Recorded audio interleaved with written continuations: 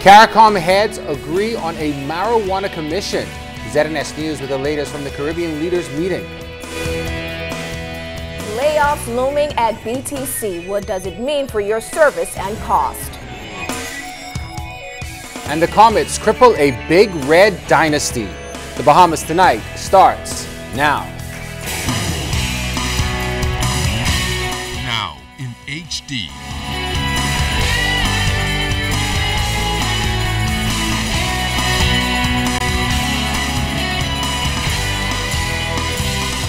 ZNS Network presents The Bahamas Tonight.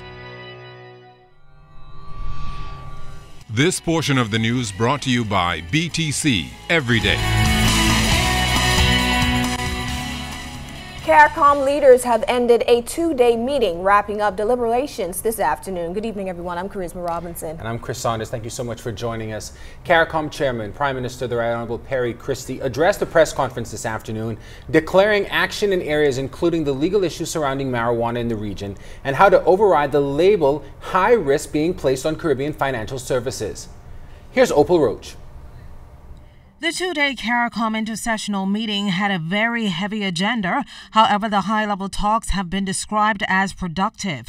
With crime and violence a vexing problem across the region and rising global threats, CARICOM Chairman Prime Minister the Right Honorable Perry Christie says they have committed themselves to strengthening security across the Caribbean. We have made a determination to ensure that we take all of the actions that are necessary to strengthening our respective countries and strengthening the manner in which we relate to each other in terms of common approaches, common strategies. Noting what's happening up north with some states legalizing marijuana, the marijuana issue has been a hot-button issue. Barbados Prime Minister Frendel Stewart says a CARICOM commission is looking into the social, economic, health, and legal issues surrounding the plant. There has been a concern that if we remain asleep on this issue for too long, when we in fact wake up from our slumber, we will be importing marijuana from the United States of America rather than making effective use of our own. This is not another way of saying that we are going to blindly rush into legalizing marijuana. What we have done at this conference is to establish a very broad-based committee with a multiplicity of skill sets to do the relevant research and to get back to us with a suite of recommendations on the basis of which heads of government of CARICOM can make informed decisions. As for banking across the Caribbean and regional countries being labeled as a high-risk area for financial services, Prime Minister of Antigua and Barbuda Gaston Brown says in unity there's strength. Finance ministers will work with the Caribbean Association of Banks to address this issue. Now, the issue here is that the region has been wrongfully categorized as a risky area for money laundering and for the financing of terrorism. I'm quite sure that there are other countries that represent a greater risk, but notwithstanding, they continue to maintain their corresponding banking relations. In our case, I understand the argument is that our market is relatively small, and on that basis, the risk does not necessarily justify the reward, or the reward does not justify the risk. So we felt very clearly that we must conjoin and to make sure that we support each other. I'm Opal Roach, ZNS Network News. There were some entertaining moments for the wives of CARICOM prime ministers on the sidelines of the CARICOM heads of government meeting. Today they took a tour of the city, getting an up-close look at historical sites, touristic development, and the natural beauty that is characteristic of the Caribbean landscape. They capped the afternoon off with lunch at Olives Atlantis and a tour of the property. Wife of the Prime Minister Bernadette Christie led the tour and spoke to ZNS News afterward about the impact of CARICOM. I think the importance of CARICOM, let's start with that, because it shows that we're all really one people. And when they're listening to the history of the Bahamas, you know, through the slave trade, through the loyalists coming here, etc., I think they realize that we all have a common history, and so it makes us even closer as the people. Wife of the Prime Minister of Belize, Kim Simplice Barrow, and wife of the Vice President of Suriname, Kim Amerly, also spoke to us about their experience. The development in the Bahamas is quite impressive. This is my second trip, and haven't had a chance to really do an extended tour today. I realize how much the Bahamas has grown, and that your tourism product is very solid. My husband got a saying, if you don't experience other people, the Caribbean people, you don't see that you're brother and sister, because only when you're together you can see that you're from one place. You're not European, you're Caribbean, and so we're brothers and sisters. And then that's where it's I think our task as parents at first to teach our children. Start with the kids, and then it will go further. In other news tonight, BTC CEO Leon Williams has confirmed that the company's staffing complement will decrease very soon as they plan to offer voluntary separation packages in order to maintain its multi-million-dollar operation. Mr. Williams explained to our Altov's Munnings why this move is necessary in the face of competition. It's official. The Bahamas Telecommunications Company will offer voluntary separation packages to several of its estimated 800 staff complement until March 13th. It's not a number of employees. It's really about getting the cost down.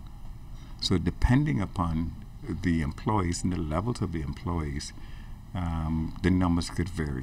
And keeping the cost and staff numbers down at BTC is the common denominator of the company's 2015-2016 economic forecast. BTC's CEO, Leon Williams, confirmed that Canadian-based Rogers Communications, the company facilitating BTC's roaming, plans to reduce those rates here. And that means if BTC doesn't sign new roaming agreements, Rogers can potentially block roaming companies like AT&T and T-Mobile. In dollars, that equals to a loss of $25 million a year. And that's just the start of it.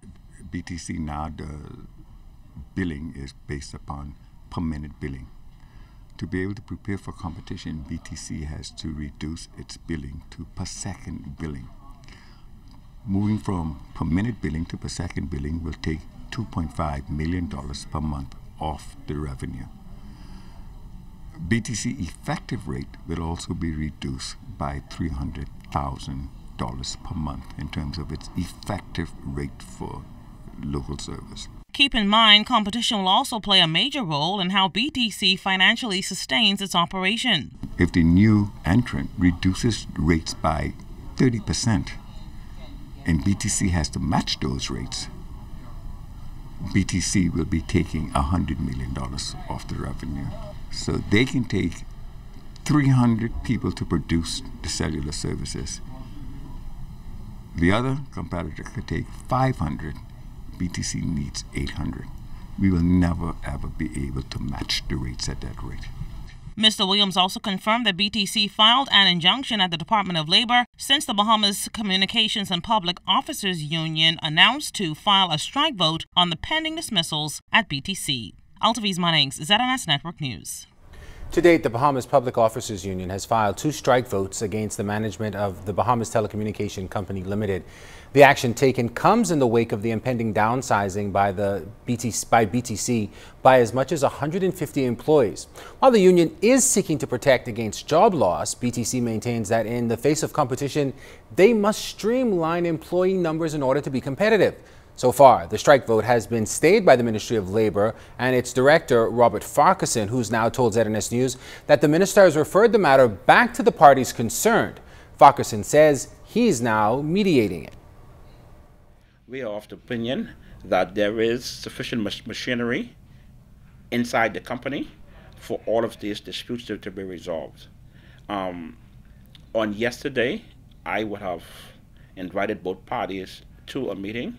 That is the executive management of BTC executive of the BCPOU and executive of the BCPMU, who represents the Managers Union.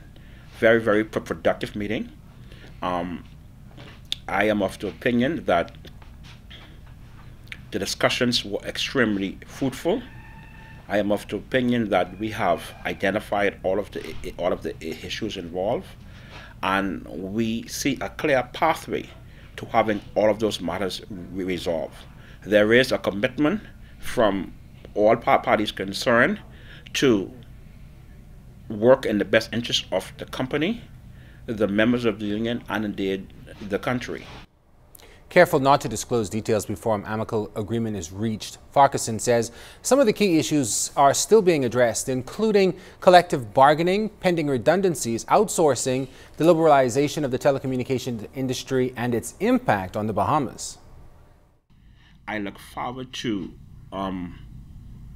meeting the targets and the commitments that were set by both parties in the meeting, and I am confident that the president of the BCPU, Mr. Bernard Evans, the president of the BCPMU, Mr. Ricardo Thompson, and the president of the company, Mr. Leon Hay Williams, now enjoys a better working relationship.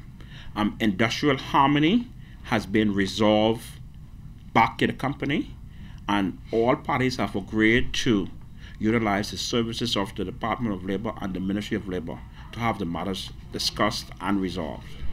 This segment of the news is brought to you by Shell Quality Fuels.